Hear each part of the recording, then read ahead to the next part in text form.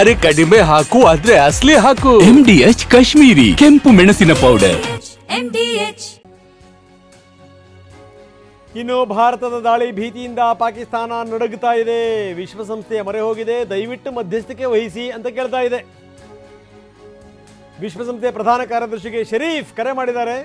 ಪ್ರಧಾನಿ ಶಹಬಾಜ್ ಶರೀಫ್ ಗುಟೆರಸ್ ಅವರಿಗೆ ಕರೆ ಮಾಡಿ ಭಯೋತ್ಪಾದನೆಯನ್ನು ಖಂಡಿಸುವ ನಿಲುವನ್ನು ನಾವು ಪುನರುಚ್ಚಾರ ಮಾಡಿದ್ದೀವಿ. ಭಾರತದ ಆಧಾರರಹಿತ ಆರೋಪಗಳನ್ನು ತಿರಸ್ಕಾರ ಮಾಡಿದ್ದೀವಿ. ದಾಳಿ ಬಳಿಕ ಪಾರದರ್ಶಕ ತನಿಖೆಗೆ ನಾವು ಸಿದ್ಧವಾಗಿದ್ದೀವಿ. ತಟಸ್ಥ ತನಿಖೆಗೆ ನಾವು ಸಿದ್ಧವಾಗಿದ್ದೀವಿ. ನಾವು ಶಾಂತಿಗೆ ಬದ್ಧರಾಗಿರುವಂಥವರು, ದಯವಿಟ್ಟು ಮಧ್ಯಸ್ಥಿಕೆ ವಹಿಸಿ. ಆ ಟ್ವೀಟನ್ನು ಕೂಡ ನಾವು ತೋರಿಸ್ತಾ ಇದ್ದೀವಿ. ಬರೀ ಹರೀಶ್ ನಮ್ಮ ಜೊತೆಗೆ ಸಂಪರ್ಕದಲ್ಲಿದ್ದಾರೆ. ಹರೀಶ್ ನೋಡಿ, ಬ್ಯಾಕ್ ಟು ಬ್ಯಾಕ್ ಮೀಟಿಂಗ್ ಆದಮೇಲೆ, ಸೂಪರ್ ಕ್ಯಾಬಿನೆಟ್ ಮೀಟಿಂಗ್ ಆದಮೇಲೆ ಈಗ ಮತ್ತೊಂದು ಮಹತ್ವದ ಮೀಟಿಂಗಲ್ಲಿ ಕೂತ್ಕೊಂಡಿದ್ದಾರೆ 3 ಜನ ನಾಯಕರುಗಳು. ಒಬ್ಬರು ಪ್ರಧಾನಮಂತ್ರಿಗಳು, ಇನ್ನೊಬ್ಬರು ರಕ್ಷಣಾ ಸಚಿವರು, ಮತ್ತೊಬ್ಬರು ಗೃಹ ಸಚಿವರು. Important meeting. ಯಾವ್ಯಾವ ಸಂಗತಿಗಳ ಬಗ್ಗೆ ಚರ್ಚೆ ಮಾಡ್ತಿರ್ಬೋದು, ನಂಬರ್ 1. ನಂಬರ್ 2, ಇದೀಗ ತಾನೇ ನೋಡಿದ್ವಿ ಗುಟೆರಸ್ ಅವರಿಗೆ ಪಾಪ ಈ ಪಾಕಿಸ್ತಾನದ ಪ್ರಧಾನಿ ಮಂಡಿ ಊರು ಕೇಳ್ಕೊಂಡಿದ್ದಾರೆ. ನಾವು ತಟಸ್ಥ ತನಿಖೆಗೆ ಸಿದ್ಧವಾಗಿದ್ದೀವಿ, ನಾವು ಶಾಂತಿ ಪ್ರಿಯರು, ದಯವಿಟ್ಟು ಮಧ್ಯಸ್ಥಿಕೆ ವಹಿಸಿ ಅನ್ನುವಂಥ ಧಾಟಿನಲ್ಲಿ ಮಾತಾಡಿರುವಂಥದ್ದು. ಏನು ಹೇಳ್ತೀರಿ?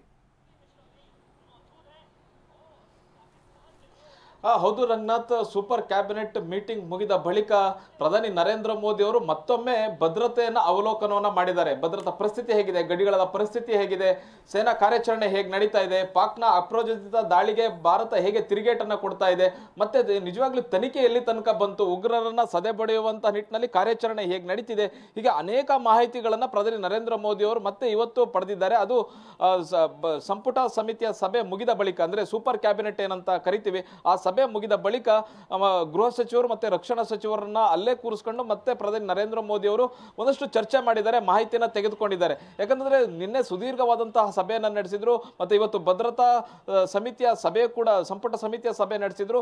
ಅದಾದ ನಂತರ ಉಳಿದ ಕ್ಯಾಬಿನೆಟ್ ಸದಸ್ಯರು ಹೋದ ಬಳಿಕ ರಕ್ಷಣಾ ಸಚಿವರು, ಗೃಹ ಸಚಿವರ ಜೊತೆ ಪ್ರಧಾನಿ ನರೇಂದ್ರ ಮೋದಿ ಅವರು ಪ್ರತ್ಯೇಕವಾಗಿ ಮಾತುಕತೆಯನ್ನ ಮಾಡಿದ್ದಾರೆ ಅನ್ನುವಂತ ಮಾಹಿತಿ ಸಿಗ್ತಾ ಇದೆ.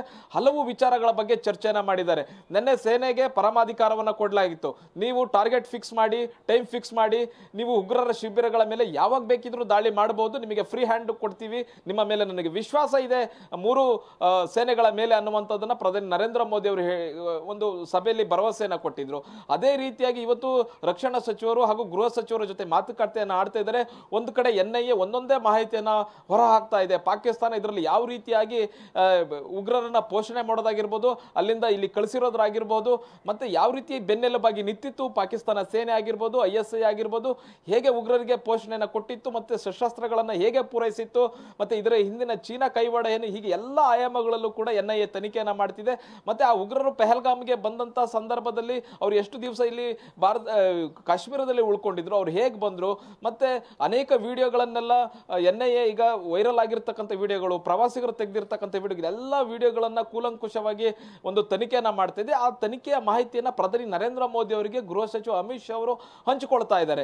ಮುಖ್ಯವಾಗಿ ತನಿಖೆಯ ಹಂತ ಎಲ್ಲಿ ತನಕ ಬಂದಿದೆ, ಮತ್ತೆ ಈ ಪೆಹಲ್ಗಾಮ್ ದಾಳಿಗೆ ಪ್ರತಿಕಾರವನ್ನು ಹೇಗೆ ತೀರಿಸಿಕೊಳ್ಬೇಕು ಅನ್ನುವಂತಹ ನಿಟ್ಟಿನಲ್ಲಿ ರಕ್ಷಣಾ ಸಚಿವರ ಜೊತೆ ಮಾತುಕತೆ ನಡೆಸ್ತಾ ಇದ್ದಾರೆ. ಮುಖ್ಯವಾಗಿ ಪ್ಯಾರಾಮಿಲಿಟರಿ ಫೋರ್ಸ್, BSF ಯೋಧರಾಗಿರ್ಬೋದು, CRPF ಆಗಿರ್ಬೋದು, ITBP ಫೋರ್ಸ್ ಆಗಿರ್ಬೋದು, ಯಾವ ರೀತಿಯಾಗಿ ಗಡಿಯಲ್ಲಿ ಸುರಕ್ಷತೆಯನ್ನ ಕಾಯ್ದುಕೊಳ್ತಿವೆ, ಮತ್ತೆ ಪಾಕಿಸ್ತಾನಕ್ಕೆ ಯಾವ ರೀತಿಯಾಗಿ ತಿರುಗೇಟನ್ನ ಕೊಡ್ತಿವೆ ಅನ್ನುವಂಥದ್ದನ್ನ ಅಮಿತ್ ಶಾ ಅವರು ಪ್ರಧಾನಿ ನರೇಂದ್ರ ಮೋದಿ ಅವರಿಗೆ ಬ್ರೀಫ್ ಅನ್ನ ಮಾಡ್ತಾ ಇರುವಂತದ್ದು. ರಂಗನಾಥ್, ಎಸ್ ಧನ್ಯವಾದ ತಮ್ಮೆಲ್ಲ ಮಾಹಿತಿಗೆ. MDH ನ ಕಿಚನ್ ಅಲ್ಲಿದ್ರೆ ನಾವು ಎಲ್ಲವನ್ನು ಮಾಡಬಹುದು. ಬೆಂಗನ್ ಕಾ ಬರ್ತಾ, ಆಲೂ ಗೋಬಿ, ಭಿಂಡಿ ಮಸಾಲಾ, ಇನ್ನೂ ಬಹಳಷ್ಟು. MDH